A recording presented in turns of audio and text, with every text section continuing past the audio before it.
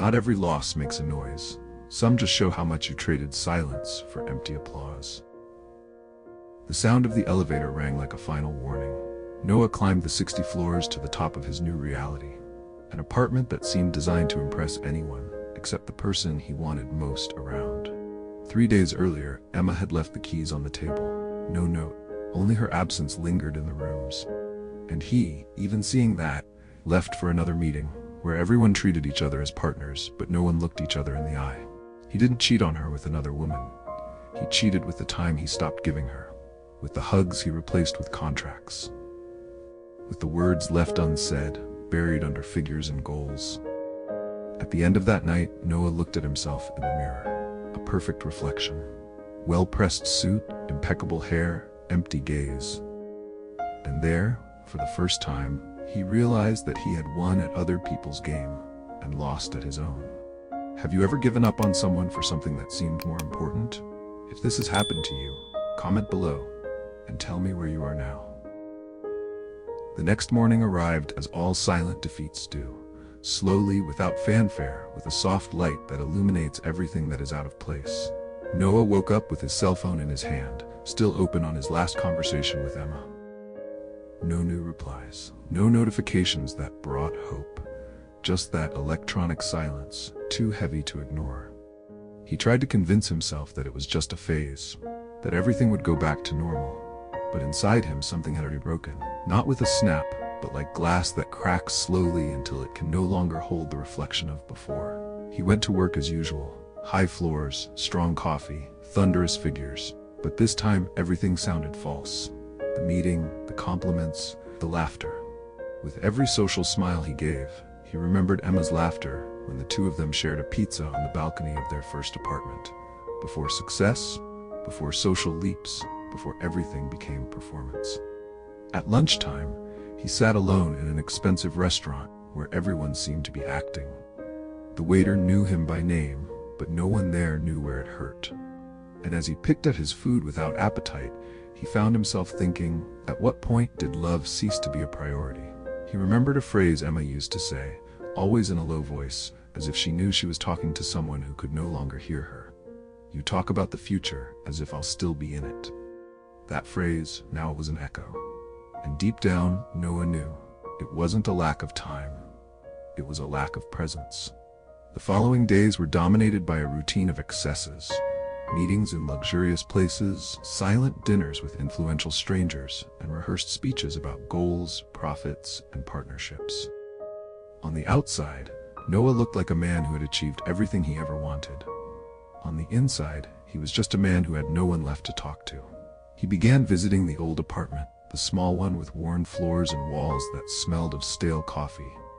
The place was now rented out, but he stood outside, as if the past still lived there. As if Emma could appear at any moment with that look that was half angry, half passionate, and say, "Come down, you're late for life." But Emma wasn't coming back, and he knew it. One early morning, while watching his own interview on TV, where he talked about success, legacy, and financial freedom, he noticed something. There was no life in his eyes. The man speaking was a mask, a well-dressed avatar of everything he thought he should be. He turned off the TV. He went to the balcony, and he stared at the starless sky of that bright and empty city. And there, amid the noise of the cars, something inside him whispered, "You conquered the world, but you forgot to conquer yourself." He didn't know what to do with that. He just knew he didn't want to wake up to the sound of his own emptiness anymore. It was on a Sunday morning that he finally broke the cycle. Not because something extraordinary happened, but because when he opened the closet, he saw one of the shirts Emma had chosen for him. It was light blue, simple, unbranded, and it was like a mirror. Everything he had traded for status was there, hanging, waiting to be remembered.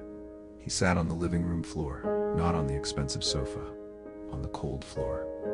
And there, among crystal glasses and magazines about power, Noah began to write.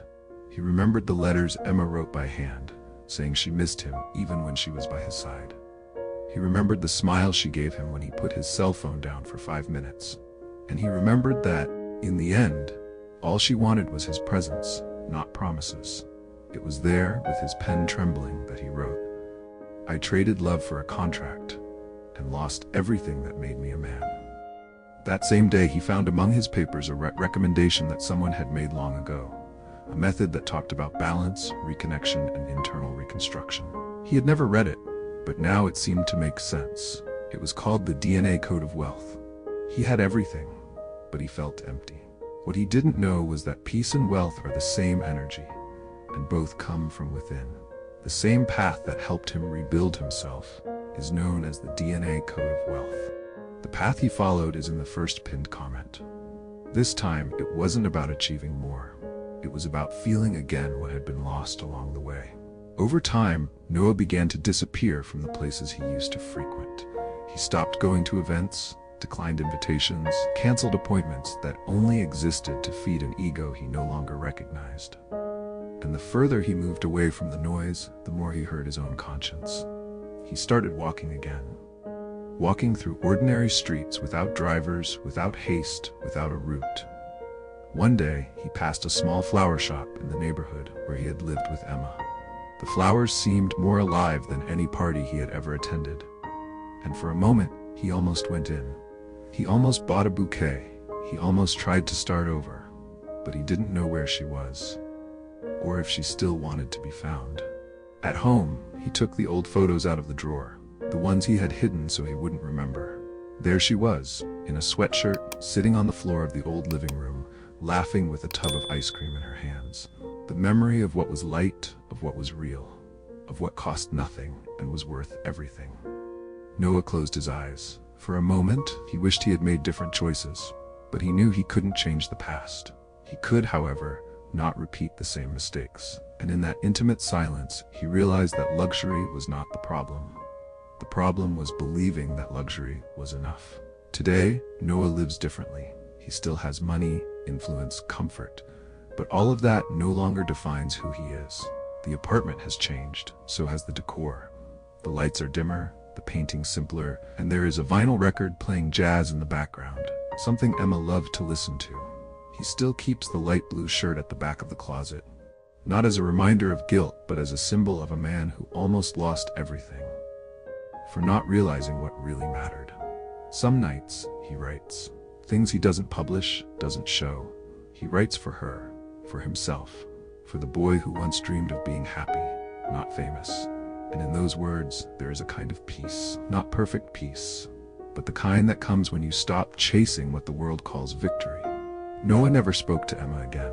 Not because he didn't try, but because he understood that some choices carry weight, and some losses don't come back. But she left a beautiful scar, one that made him see.